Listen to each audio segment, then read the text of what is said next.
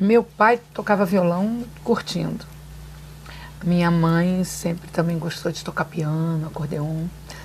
E ambos sempre cantaram, cada um na sua rodinha, curtindo. Minha mãe tem uma voz super bonita, papai também. Até que um dia, eu brincando de pique-esconde na casa, eu me escondi dentro de um armário da minha avó. E lá dentro do armário, ela tinha umas roupas que ela dobrava, botava dentro. Eu tentei ficar bem ali atrás para quando alguém tentasse me achar, eu ganhasse o pique, né? Que ninguém encontrou a pessoa. Eu encontrei um negócio assim estranho que me assustou, porque parecia sei lá, uma caixa de metralhadora. Quando eu vi, era o bandolim da minha avó. E encontrei o outro casezinho, que era do violino da minha tia-avó. E eu sempre gostei de cantar, eu sempre na escola procurei fazer os shows da escola. Sabe aquela criança que quer botar aquela roupinha, aquela sainha, que não sei o que lá, e quer cantar, e enfim. E quando eu tinha uns 9 anos, minha mãe me deu um violão. Aí eu me lembro da minha mãe começar a pedir para eu cantar para os amigos todos. Aquilo me deixava um pouco sem graça, entendeu? Ficava sem graça porque ela botava a cadeira lá no final da sala e todo mundo assistindo. Dava aquele nervosão, mas ali também já foi para mim um começo de um laboratório, assim, porque era muito doido o que eu fiz. Eu achei lindo, e até hoje acho lindo, mas ali eu percebi que a família falou, a gente tem que cuidar um pouco mais dessa garota, pode ser que ela esteja indo por algum caminho que ninguém conheça. E realmente eu acabei mostrando que o que eu queria de fato era aprender a arte, a música. E a primeira coisa que eu fiz após cantar muito em escola e fazer os shows da rua da gente, que eu nasci em Niterói,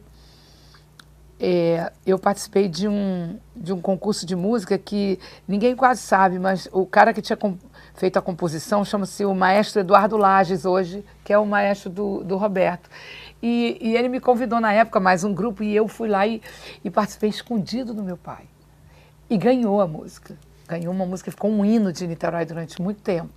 Desde garota, meu avô, que era casado de segunda núpcias com uma baiana, morava na Bahia. Eu tinha que passar minhas férias todas lá, porque era o lugar que eu queria estar.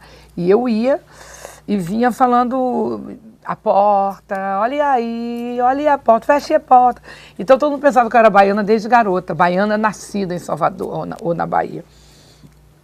E dessa vez eu fui, com meus 16 para 17 anos, eu fui de vez. E ali começou a carreira com Novos Baianos, com Moraes, com Paulinho.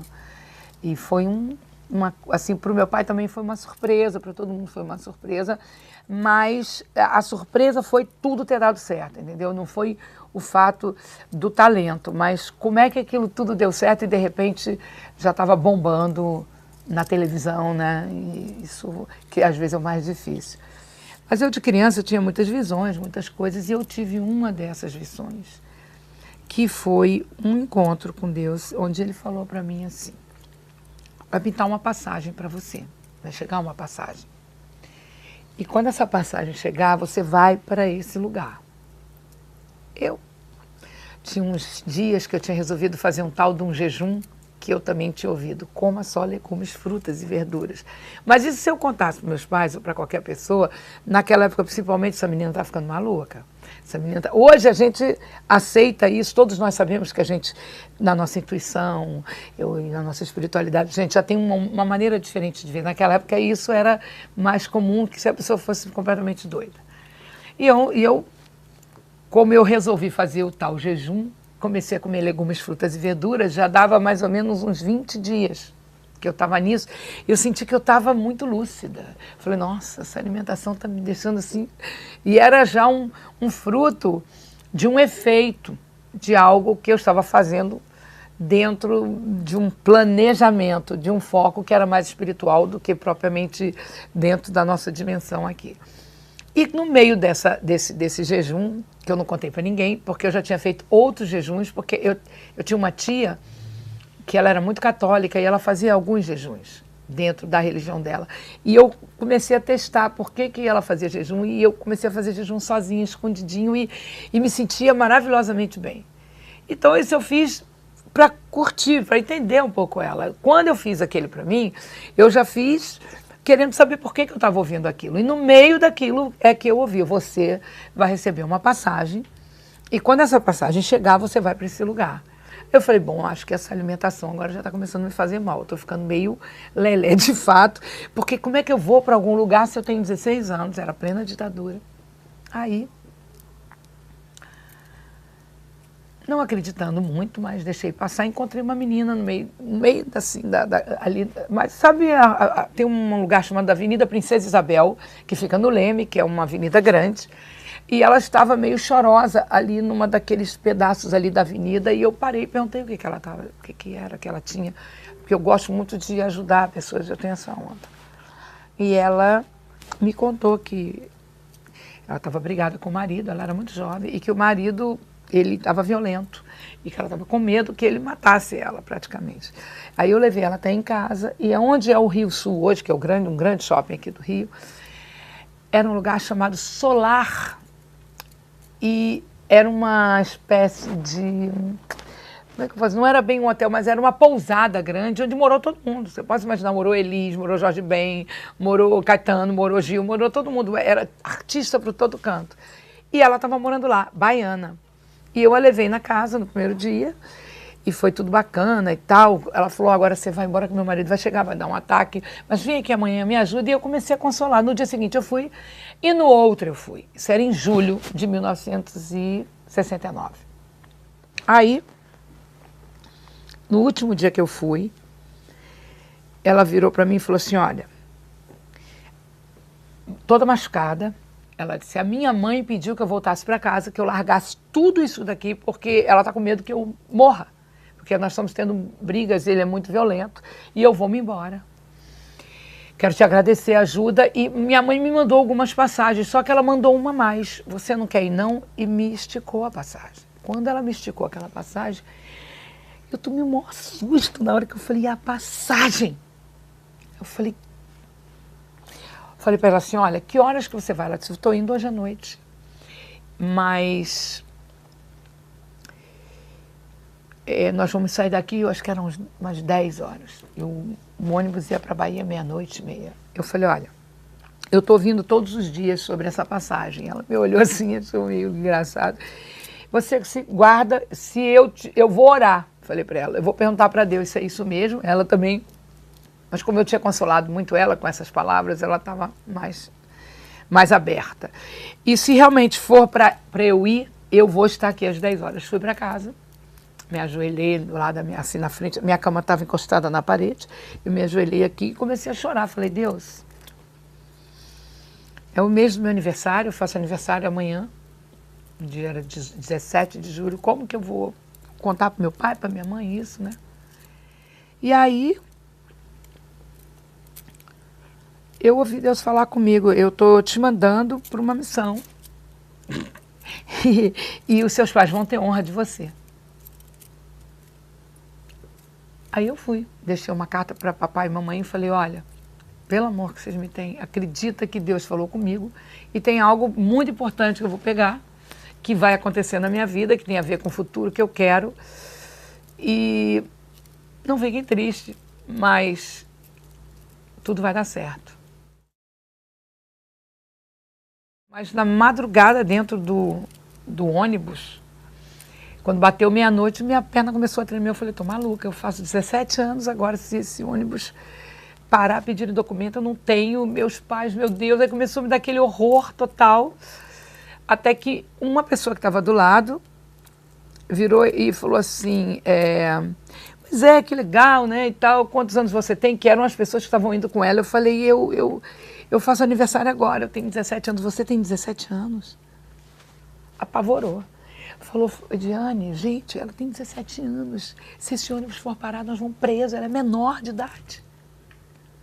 Aí foi aquele negócio, assim, aquele susto. Eu falei, pô, agora eles vão querer que eu volte, como é que eu vou voltar? Aí ele falou assim, não, calma, já sei.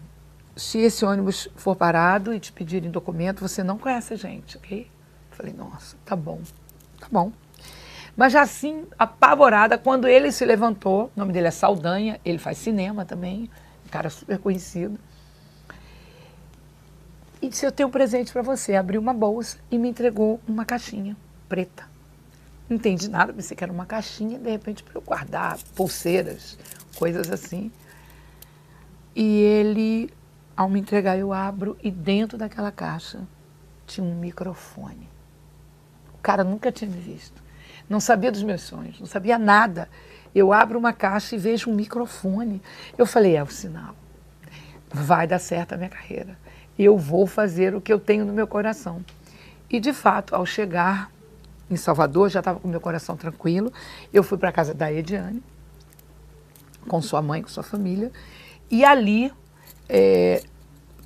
uns 2, 3 dias, eu escrevi uma carta para um grande amigo meu, Ion Muniz, que era um grande saxofonista brasileiro, já não está mais entre nós, dizendo, Ion, eu tive uma palavra de Deus no meu coração e eu fiz isso, fiz aquilo, eu estou esperando tudo dar certo para eu avisar minha família, estou super preocupada, mas como é uma coisa de Deus, eu não queria fazer aquilo que não fosse, porque eu creio muito que é de Deus, eu sei que é uma loucura, papá. A mãe dela pega a carta e pede que eu saia da casa, porque ela não queria problemas com a polícia, que ela achava que ia dar maior rolo, porque eu era uma menina que tinha saído de casa sem falar para os pais. Aí, quando eu vi, eu estava do lado de fora, em Amaralina, na calçada. E eu perguntei, falei assim, Deus, para onde é que eu vou? Ele falou, você vai para debaixo da ponte. Aí eu falei, debaixo da ponte? Que ponte? A ponte de Piatã. E eu tinha, um dia antes, passado por aquela ponte, era uma ponte linda, com um rio de água doce passando por baixo.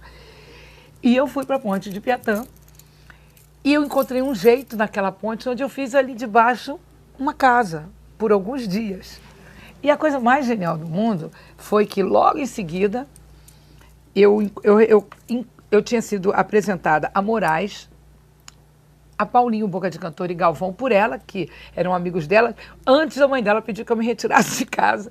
Eu conheci eles em frente ao Campo Grande, que tinha um bar grande chamado Brasas, que Caetano e Gil tinham muito ido lá. E logo que eu cheguei com ela, antes da mãe dela, aliás, me pedir para sair, foi o show de despedida do Caetano e do Gil, que era o dia 18 de julho. E nesse dia foi que eu conheci o Pepeu, porque o Pepeu estava tocando com eles. Ali já começou aquele flerte no dia seguinte também. E já morando debaixo da ponte, encontrando com ela, nós voltamos ao Brasas e os meninos gostavam muito que eu tinha umas roupas rasgadas, porque não se usava nada rasgado, entendeu? Mas eu já gostava, então eu tinha rasgado minha roupa, eu tinha feito já o estilo que eu queria. E eles me convidaram para fazer um show. Mas eu não contei para eles que eu cantava, porque eu queria testar se o que eu estava fazendo era certo, de fato, no sentido assim, eu ouvi mesmo que tem algo para mim, que eu estou seguindo a minha intuição. E os meus pais já estavam separados naquela época, e cada um já estava casado. E eu estava buscando o meu destino, mas eu não ia encontrar no meu pai jamais autorização para sair, entendeu? E eu senti muita força espiritual no sentido de ser uma presença de Deus, que estava dizendo que ia me proteger. Então eu não contei para eles que eu cantava, eu disse o seguinte, faço sim o show, vamos lá. E lá era para eu dizer eu canto, eu não falei. E fiz o papel de uma atriz, eu criei um personagem que tinha um balanço, eu ia com balanço até lá embaixo na cabeça da galera, eu fiz uma roupa para mim toda que era de panos amarrados e combinamos de pintar minha perna, meu braço no meio do show, chamava O Desembarque dos Bichos Depois do Dilúvio Universal, o nome do show. E o show foi incrível, as pessoas enlouqueceram no Teatro Vila Velha, eu não conto nada, acaba o show, Eles vêm para o Rio de Janeiro, Moraes, Paulinho e Galvão, e eu começo a namorar o Pepeu, porque o Pepeu, coincidentemente, era o cara da banda, junto com eles, desse show também. Então ele tocava Pepeu, Jorginho, que é batera, irmão de Pepeu, e mais 2 componentes, que é da antiga banda deles, que fez com o Gilberto Gil e Caetano o show de despedida, e que a gente flertou na casa do Caetano, e logo em seguida, quando eu vou fazer esse show, tá lá Pepeu de novo. Então ali, no Teatro Vila Velha, começou o nosso namoro. Os meninos viajaram, ficou eu e Pepeu, e eu levei o Pepeu para debaixo da ponte. E aí a família do Pepeu começou a ficar maluca. Cadê o Pepeu? Cadê o Pepeu? Tem que falar. Aquela hippie pegou o Pepeu, levou debaixo da ponte, mas não era nada disso. Venho para o Rio. Mas vou para São Paulo primeiro.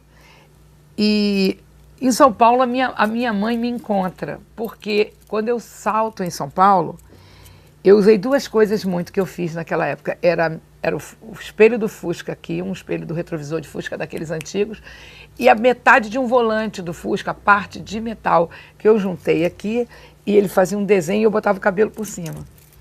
Então eu saltei em São Paulo, na antiga rodoviária, que ficava ali na Praça da República, e quando eu saltei, tem muito mais coisas, mas eu não consigo contar tudo porque isso é uma loucura.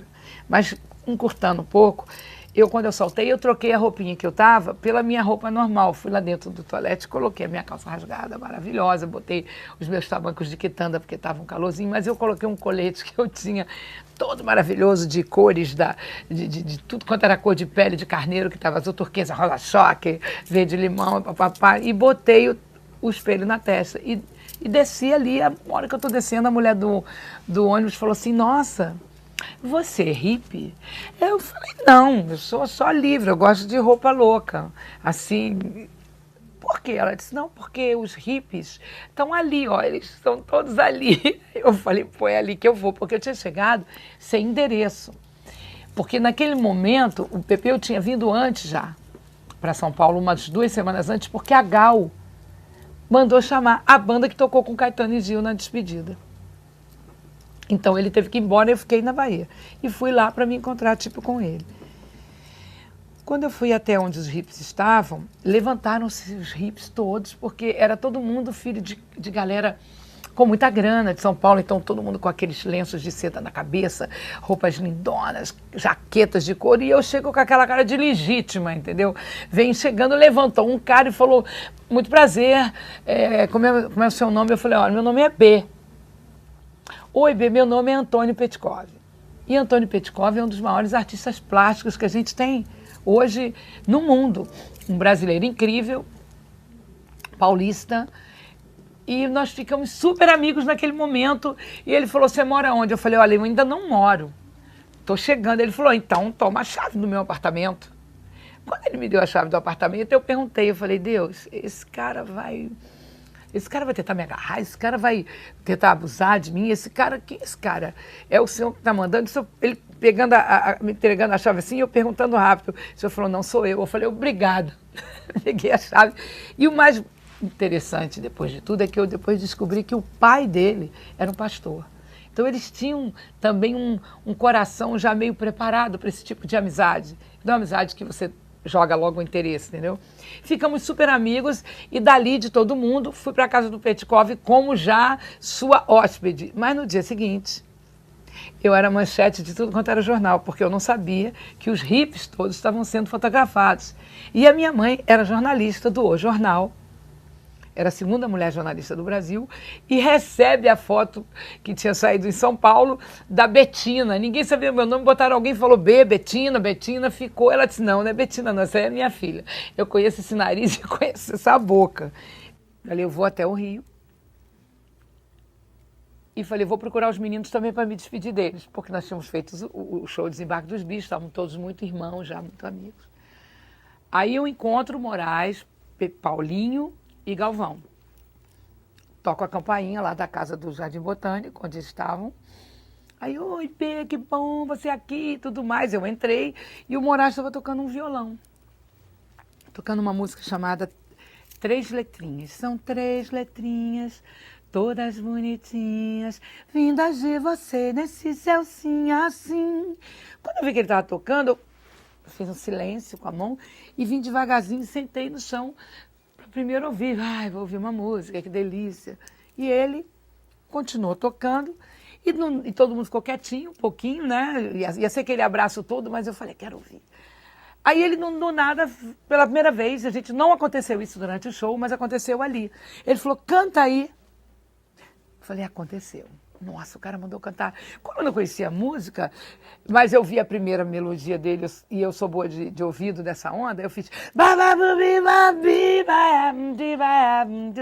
Ele disse, nossa, você canta? Eu falei, canto. Mas como é que você não contou pra gente que você cantava? Aí eu falei, Moraes, eu nunca contei, porque eu estou vivendo um momento super louco da minha vida. Deus falou comigo lá atrás, eu fiz um monte de coisas e eu estou buscando uma resposta. E eu não posso dar dica nenhuma para ninguém, senão eu nunca vou saber se realmente isso é real.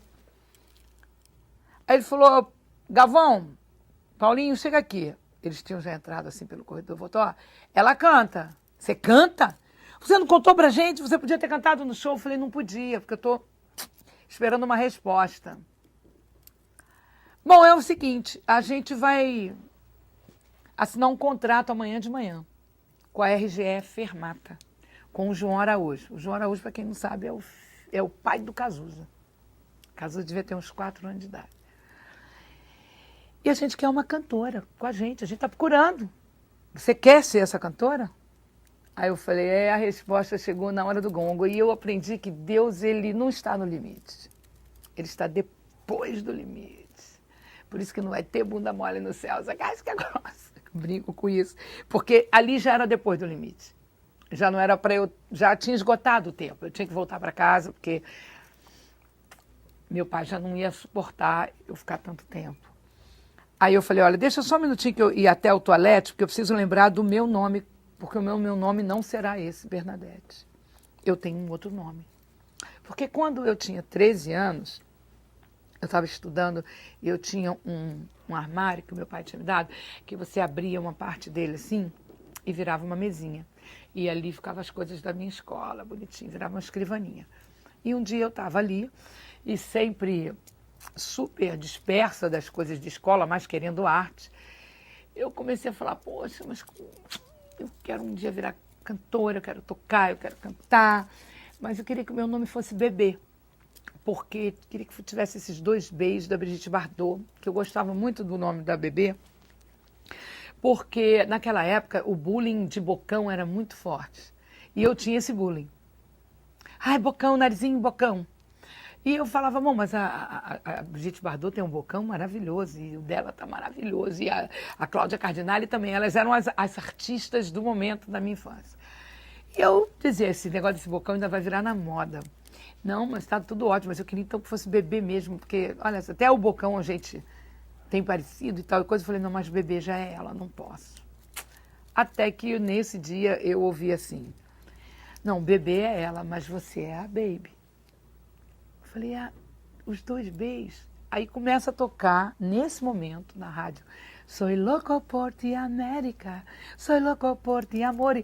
E a coisa mais doida disso tudo, gente, é que anos depois eu venho estourar no Brasil inteiro, na minha carreira já solo, com uma música do cara. Menino do Rio, calor que provoca arrepio. Tem uma coisa muito doida em tudo, que é genial, que é lindo, a tal da sincronicidade divina. É muito maravilhoso isso. E na hora que eu vi aquilo tudo que aconteceu, eu guardei aquele nome. E naquele momento eu pedi para ir até o toalete, que eu queria voltar naquele momento para dizer para eles, olha, mas não será o Bernadette, vai ser o nome que eu ganhei. Quando eu estou indo até para o toalete para me concentrar e ali falar, Deus, obrigada. Olha, amanhã eu tinha que estar com meu pai, eu já vou levar para o meu pai todo mundo, já vou levar mostrando para o papai, a gente vai começar uma carreira, deu certo. Mãe, deu certo. Eu já estava assim, para vibrar, mas eu queria fazer isso sozinha. No banheiro. O Moraes começa a tocar uma música. Baby Consuelo, sim, por que não? Baby Consuelo é um ponto, é um traço. Eu parei e falei, cara, o meu nome é Baby. Como você está tocando essa música? Ele falou, não, é porque essa música a gente fez para um filme chamado Meteorango Kid, o herói intergaláctico, de André Luiz. Aí diretor daqui da Bahia. Eu falei, gente, mas o Baby é o nome que eu ganhei. Então deixa o Baby Consuelo. Baby Consuelo, sim, por que não? Baby Consuelo, sim, por que não? Baby Consuelo, sim, por que não?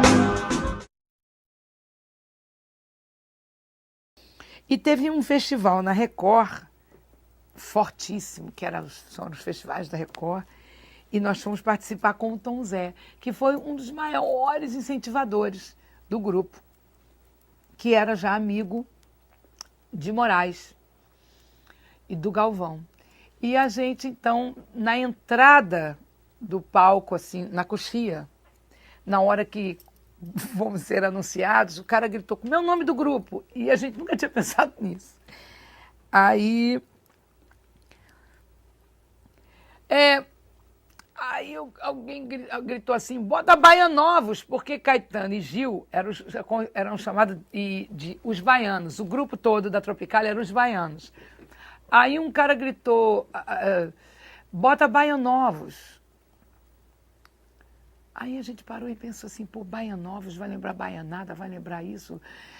Não, bota Novos Baianos. E entramos. Aí cantamos com o Tom Zé uma música chamada De Vera. De Vera, estou falando de Vera, de Vera da Primavera, que era uma música do Moraes e Galvão, que ficou muito bonitinho lá no ar na hora, bababá, todo mundo com uma roupa louca da Ródia, que na época tinha vestido muito o pessoal da Tropicália e continuou querendo vestir a gente.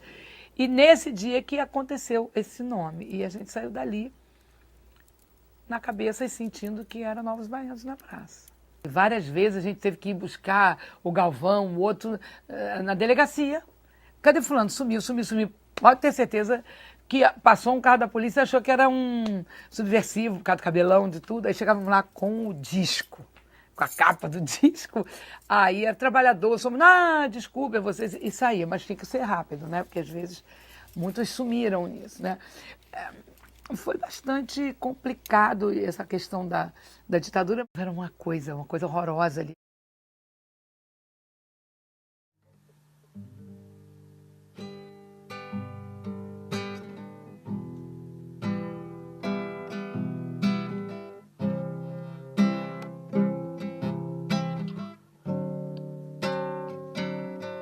Poderoso Deus,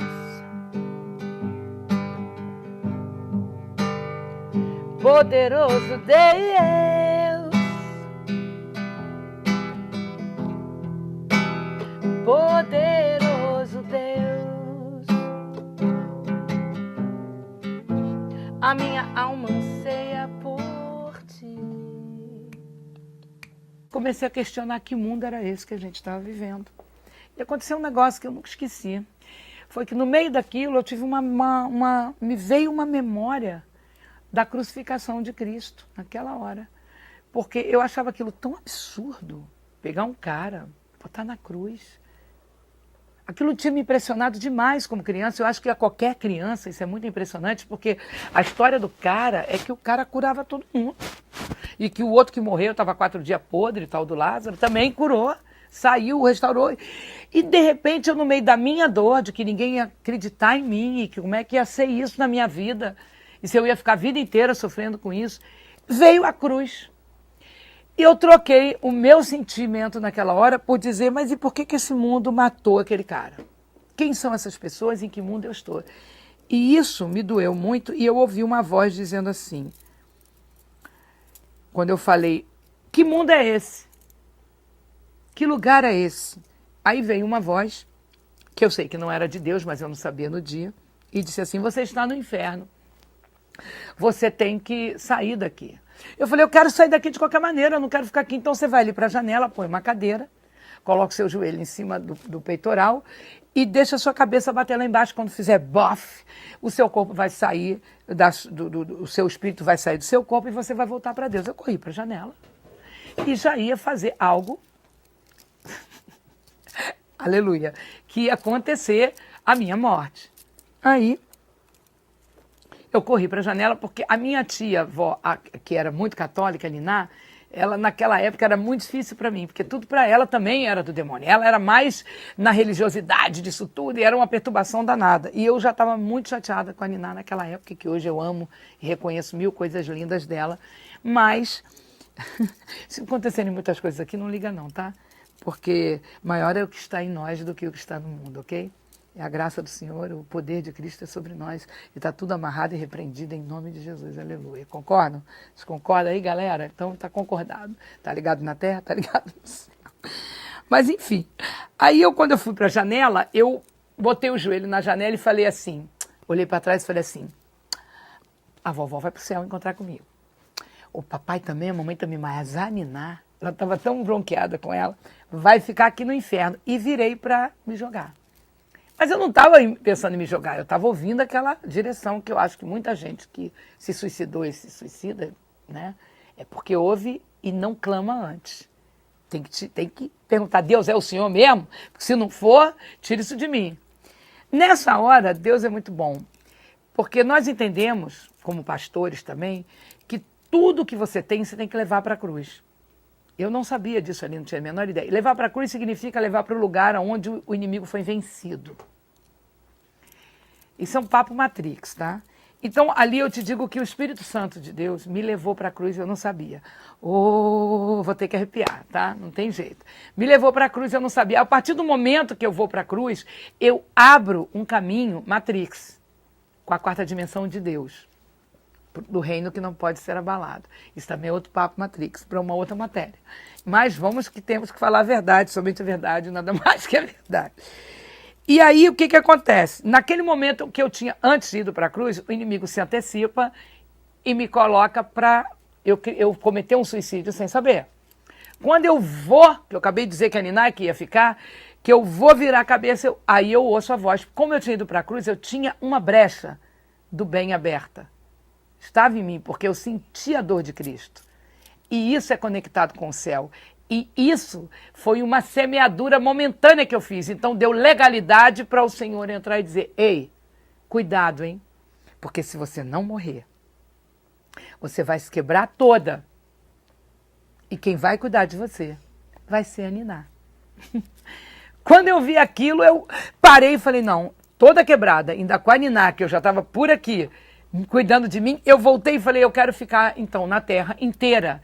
E desci as escadas, passei por trás da minha avó e da minha tia-avó, que estavam, se não me engano, vendo um programa de TV, não sei se é Alô Doçura, que era um da Eva Vilma, John Herbert, há anos. E eu passei na ponta do pé, pulei o muro para elas não saberem, saí pelo quarteirão e entrei numa casa, que é a casa do Paulo, que era o nosso amigo da rua, sabe? Era uma rua deliciosa, tipo quase uma cidade do interior, onde você tem um jardim enorme, um quintal enorme, faz show, faz desfile de Miss.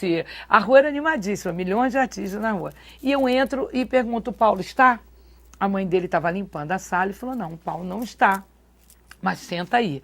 Então eu entrei aqui por uma porta, sentei no sofá aqui, e ela tinha uma mesa ali na frente com as cadeiras com os pés para cima, que ela limpando, tudo sumiu pelo corredor. Nisso, eu falei, ufa, eu ia ficar toda quebrada, hein? E pensei, nossa, meu coração estava batendo, sabe? Nossa, não, ai, obrigado, graças a Deus. E nisso aquela voz volta, não, você vai conseguir, você faz assim, você vai no banheiro, você amarra lá, não sei o que lá, põe no seu pescoço, chuta a cadeira. Começou aquela voz me ensinar como eu conseguiria me matar sem, de forma alguma, ter erro. E eu não, o que é isso? Não. E eu comecei com aquilo. Quando eu vi, eu estava conversando com isso, que eu entendo muito, trabalho muitas vezes com pessoas que estão nessa linha de coisa e eu sei como interferir, porque eu vivi isso, criança.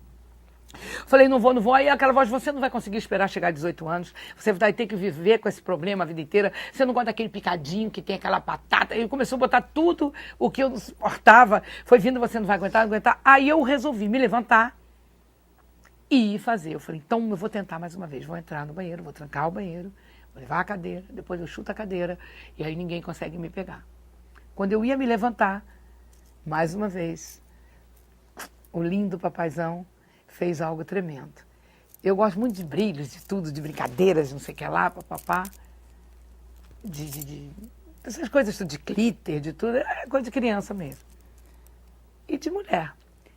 No meio de um dos pés de uma das cadeiras, pintou um brilho daqueles tipo de purpurina. Muito, muito, muito, muito. Eu estava indo pro negócio e falei, pô, mas que lindo. E parei para ver aquilo que era... E abriu no meio aquelas milhares de estrelinhas brilhando. Abriu e entrou um cara com cabelo meio longo, meio cacheado, castanho, quase claro, médio. E olhou para mim e disse assim, não fica triste não, tá? Tudo vai dar certo. E sumiu tudo, eu fiquei...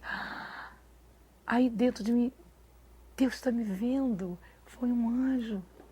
Então, se ele está me vendo, tudo vai dar certo. Ele me mandou um recado. Você está me vendo? Aí entra a mãe dele de novo na sala, olhou para mim e falou assim, o que aconteceu?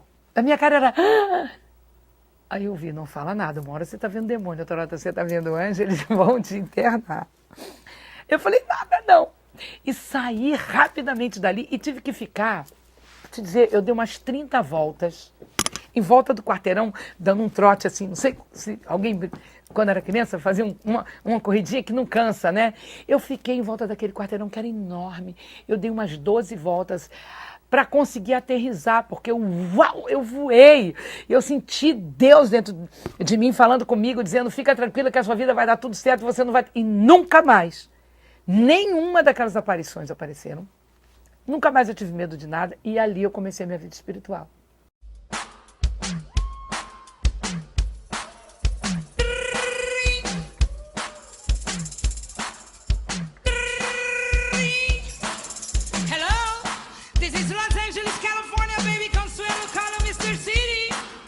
Ok, pode falar.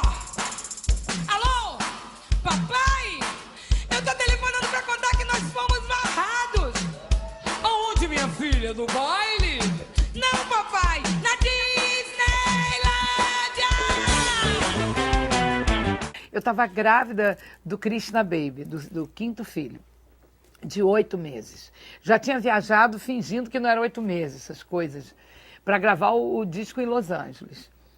E vamos na Disney, né? Então eu com meu cabelo colorido, eu estava com meu cabelo azul turquesa e preto. E o Pepeu com o cabelo dele rosa choque e preto. Ele foi com um jogging preto, que tinha uma flor rosa choque aqui na perna, que antigamente lá fora tinha uns joggings assim.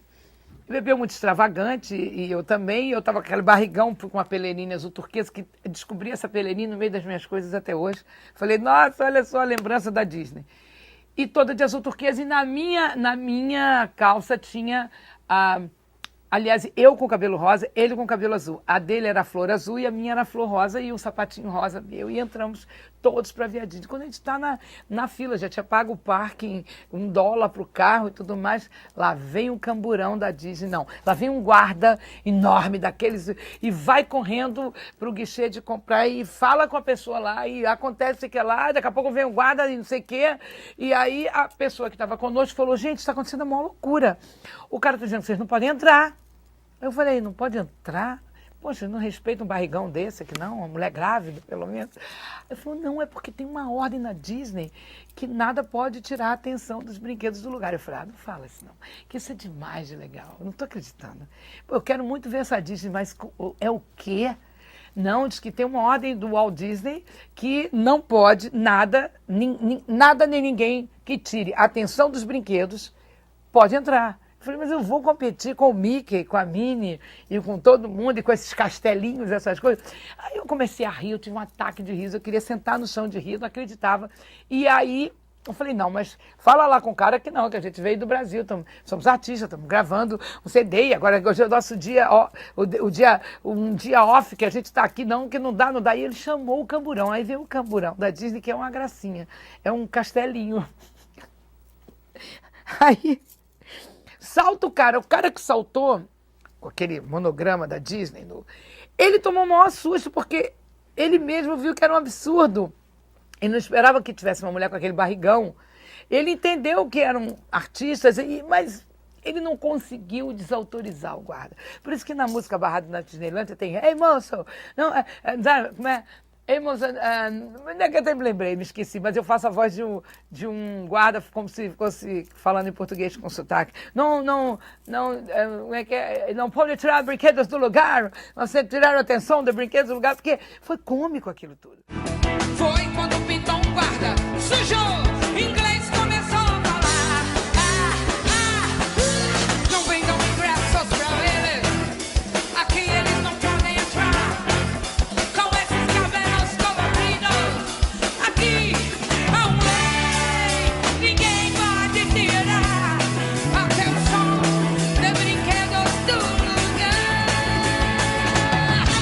E aí o cara veio falar, e os dois se falando, aí virou uma coisa de louco. Eu falei, o cara não vai conseguir desautorizar, que loucura, guarda esse dinheiro do parking que a gente pode processar, vamos voltar todo mundo aqui de graça.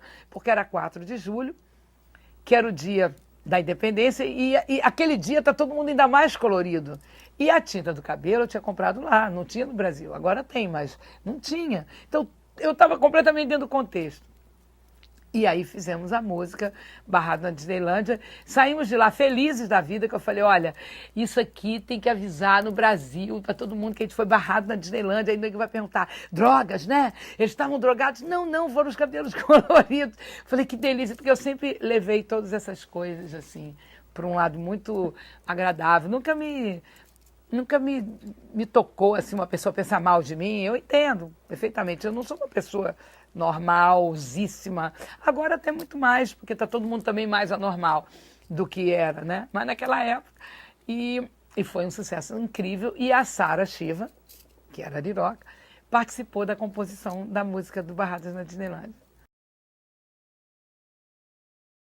A gente já vinha há anos, né, querendo que o Brasil tivesse uma cara de Woodstock, pelo menos, assim, alguma coisa que tirasse um pouco a caretice de tudo, era uma caretice, uma coisa. E a gente ficava meio que um peixe fora d'água o tempo inteiro, né?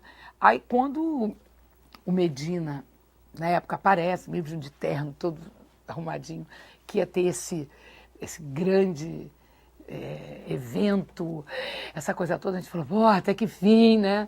O Brasil vai ser um novo palco, então vamos começar a ter os patrocinadores, vai ter um cara agregando tudo isso.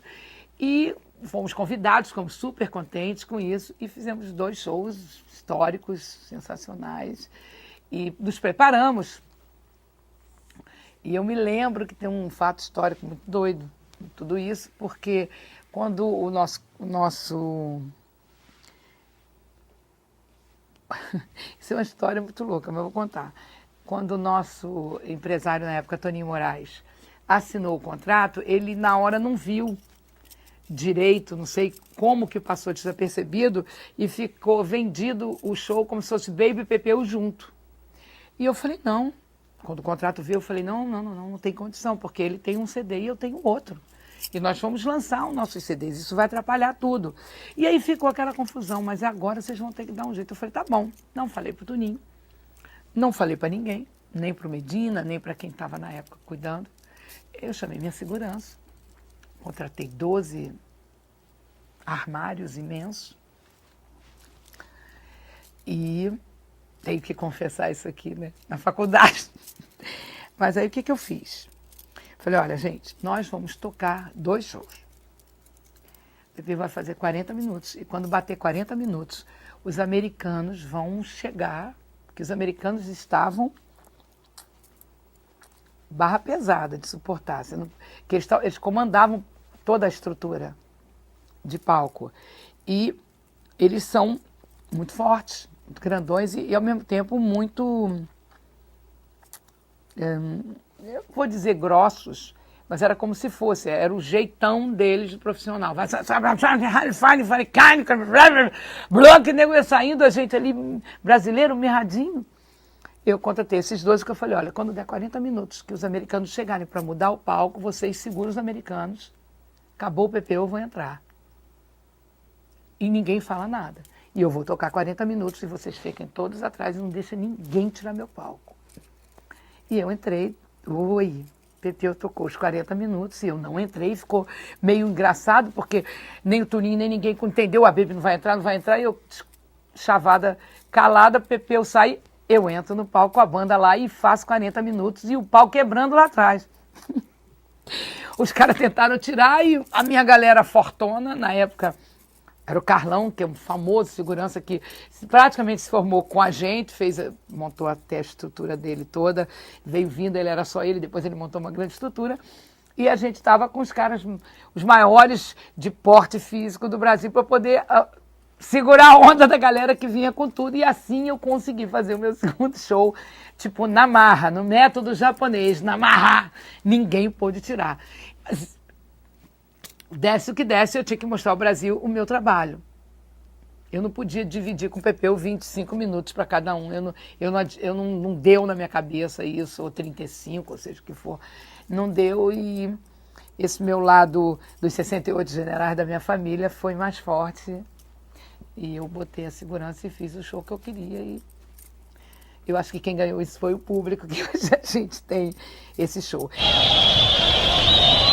Por favor, manda um rap pra mim agora! Daqui pra frente acontecem coisas grandes. Por exemplo, tá todo mundo esperando que a Baby e Pepeu se encontrem no palco de novo numa turnê.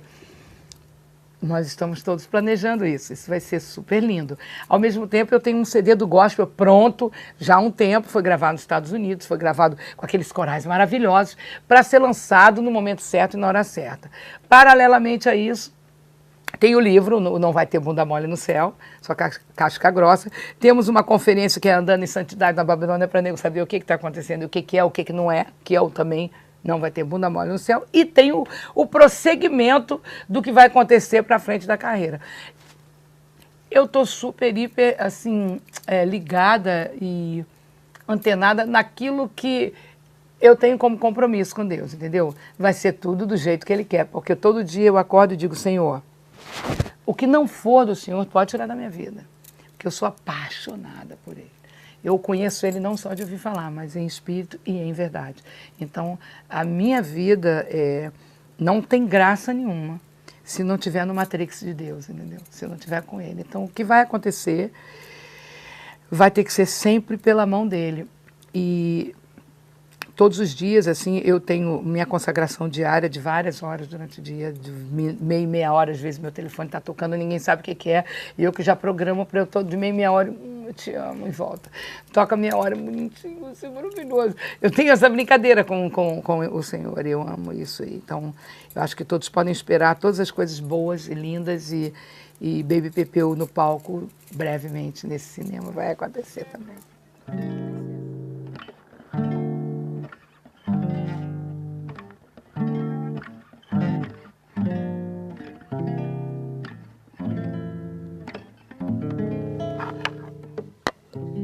Menino do Rio, calor que provoca arrepio, Jesus Forever tatuado no braço,